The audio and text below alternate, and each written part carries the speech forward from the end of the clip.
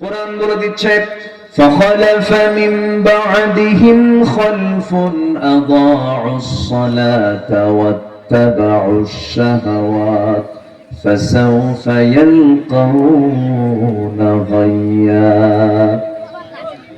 এই দুনিয়াতে যারা দুটো অপকর্ম করবে, এক নম্বরে যারা নামাজকে নষ্ট করে ফেলবে, নাম্বার 2 হলো যারা নফসের যারা দাসত্ব করবে, মন যা চাই তাই করবে, মন চাই বিড়ি খাই খাই, গাঁজা খাই খাই, এরকম আছে না?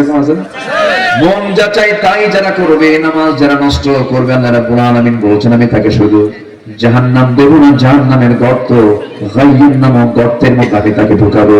জেলখানার মধ্যে সেল আছে না নাই? আছে। জাহান্নামের মধ্যে কিছু সেল আছে। এই গর্তগুলো ভয়ঙ্কর গর্ত। গায়্যুন নামক গর্ত তো ভয়ঙ্কর গর্ত যে জাহান্নাম পর্যন্ত তার নামটা শুনলে ভয় পেয়ে যায়। এই গায়্যুন নামক গর্তের মধ্যে যারা এক নম্বর বেনামাজি, তাদেরকে জাহান্নামের মধ্যে ঢুকানো হবে, সেই গর্তের মধ্যে ঢুকানো।